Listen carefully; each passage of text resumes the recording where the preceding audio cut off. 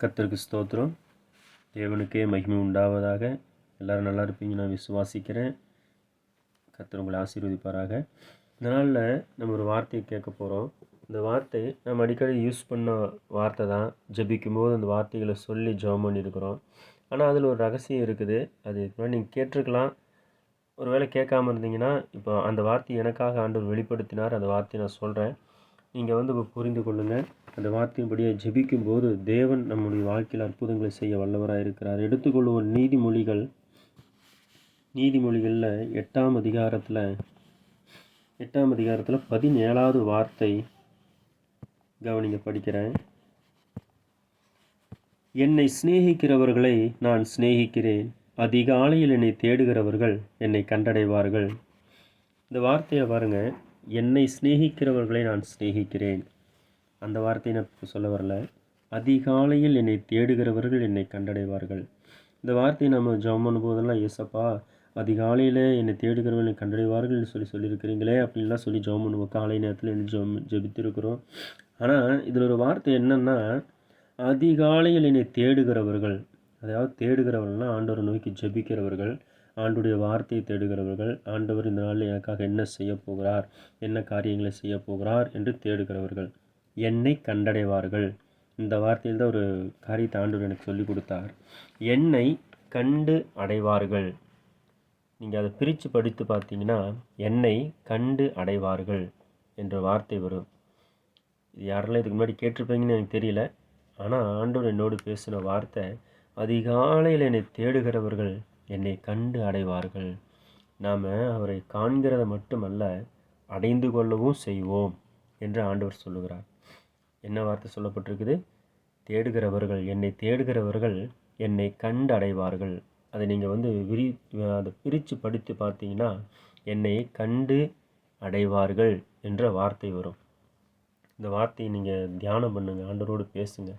ஆண்டவரே, இந்த வார்த்தை இப்படி சொல்லியிருக்கிறீங்களே, அதிகாலையில் என்னை தேடுகிறவர்கள் என்னை கண்டடைவார்கள் சொன்னீங்களே, நானும் உம்மை கண்டு அடைந்து கொள்ள வேண்டும். கண்டு அடைவது அப்படி என்பது அது என்ன ஒரு அர்த்தத்தில் வருதுன்னா, கண்டு என்பது காண்பது. நாம் ஒரு பொருளை பார்க்குறோம். ஒரு கடைக்கே நம்ம போகிறோன்னு வச்சுக்கோங்களேன். நம்ம அந்த பொருளை பார்க்குறோம். ஆஹா, பொருள் நல்லா இருக்குது, அழகாக இருக்குது, அந்த புடவை நல்லா இருக்குது, இந்த பொருள் நல்லா இருக்குது, இந்த மொபைல் நல்லா இருக்குது. நாம் என்ன பண்ணுறோம்? அதை பார்க்குறோம். ஆனால் பார்க்குறதோடு சரி, அதை நாம் என்ன பண்ண முடியாது.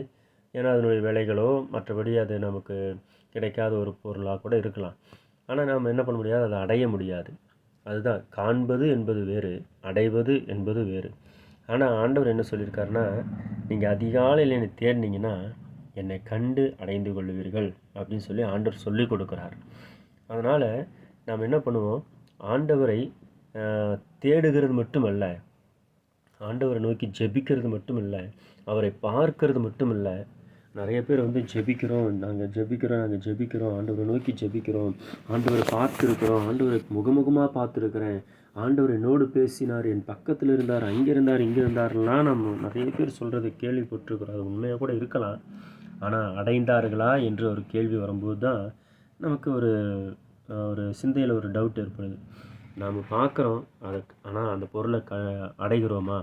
நாம் இயேசு கிறிஸ்துவை பார்க்குறோம், அவரை அடைந்து கொள்ளுகிறோமா என்று சொல்லி நாம் யோசிக்கணும். அதனால் அடைந்து கொள்வது என்பது அதை நமக்கு சொந்தமாக்கி கொள்வது. கண்டு என்பது பார்ப்பது, அடைந்து என்பது அதை நம்மை சொந்தமாக்கி கொள்வது. இயேசு கிறிஸ்து நம்மை காண்கிற தேவனாக இருக்கிறார். அவருடைய இரத்தத்தினாலே நம்ம என்ன பண்ணியிருக்காரு? சொந்தமாக்கி கொண்டார் என்று வேதத்தில் பார்க்கிறோம். அவர் நம்மை காண்கிற தேவனாகவும் இருக்கிறார். அவருடைய இரத்தத்தினாலே நம்மை சொந்தமாக்கி கொண்டார் என்று சொல்லி பார்க்கிறோம். இந்த மாதிரி நிறைய வசனங்கள் பார்க்கலாம். என்னை கண்டடையத்தக்க நேரத்திலே தேடுங்கள், என் முகத்தை தேடுங்கள், அவரை கண்டடையத்தக்க நேரத்தில் தேடுங்கள், இப்படியெல்லாம் வார்த்தை வரும். வேதத்தில் படிச்சிங்கன்னு தெரியும். அதே போல் இந்த வார்த்தையில் நீங்கள் கேட்க வேண்டிய முக்கியமான ஒரு காரியம் என்னென்னா, அவரை கண்டு, அவரை காண்பது மட்டுமல்ல, அவரை அடைந்து கொள்ள வேண்டும். ஏசப்பா அதுதான் நம்ம இடத்துல விருப்பம் கொள்ளுகிறார். என் பிள்ளை என்னை ஏற்றுக்கொள்ளுவானா? இதோ வாசற்படியில் நின்று தட்டுகிறேன், ஒருவன் சத்தத்தை கேட்டு கதவை திறந்தால் நான் அவனோடு கூட உள்ளே பிரவேசித்து அவனோடு கூட உட்காந்து சாப்பிடுவேன்னு ஆண்டவர் சொல்கிறார். அதனால் ஆண்டவரை நாம் பார்க்குறோம், அதோடு விட்டுறோம். காலையில் இருந்து ஜெபிக்கிறோம், அதோடு விட்டுறோம்.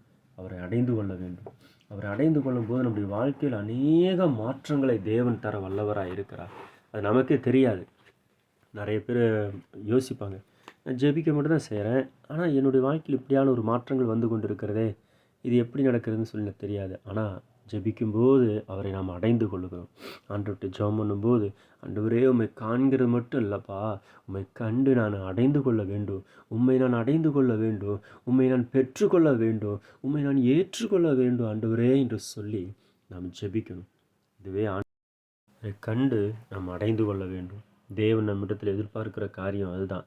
ஆண்டவரே, நான் உமக்கு பிரியமாய் வாழணும், உம்மை அனுதினமும் பார்க்கணும், உம்மை பார்த்து தினமும் நான் உம்மை எனக்குள்ளாக ஏற்றுக்கொள்ள வேண்டும் ஆண்டவரே அப்படின்னு சொல்லிட்டு என்ன பண்ணணும்னா, ஆண்டவர் நோக்கி ஜெபிப்போம். கர்த்தர் இந்த வார்த்தையின் மூலியமாக உங்களோடு பேசியிருப்பாருன்னு நான் விசுவாசிக்கிறேன். இதை நீங்கள் மட்டும் அந்த வார்த்தைகளை அனுபவிக்காமல் மற்ற ஜனங்களுக்கும் அந்த வார்த்தைகளை ஷேர் பண்ணுங்கள். கர்த்தர் உங்களை ஆசீர்வதிப்பாராக. நிறைய பேர் இதில் பிரயோஜனப்பட்டால் அது நம்முடைய வாழ்க்கைக்கும் அது ஆசீர்வாதமாக இருக்கும் இல்லையா? எல்லாருக்கும் பகிருங்க. கர்த்தர் உங்களை ஆசீர்வதிப்பார். நீங்கள் ஜெபிக்கும்போது இப்படியா ஜெபம் பண்ணுங்க. ஆண்டவரை காண்பது மட்டும் இல்லை, அவரை அடைந்து கொள்ள வேண்டும். கர்த்தர் உங்களை ஆசீர்வதிப்பாராக. ஆமென்.